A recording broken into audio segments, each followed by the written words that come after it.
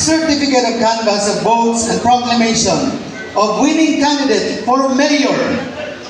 We, the undersigned members of the City Board of Canvassers, do hereby certify under oath that we have duly canvassed the votes cast in 1,173 clustered precincts for the candidates therein for mayor in the elections held on May 12, 2025.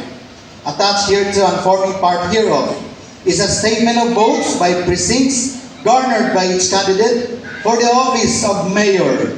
That after such canvass, it appears that Duterte Rodi garnered 662,630 votes for the office of mayor, the same being the highest number of votes legally cast for said office.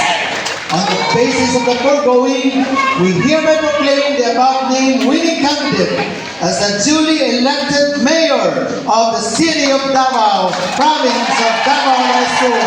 Congratulations!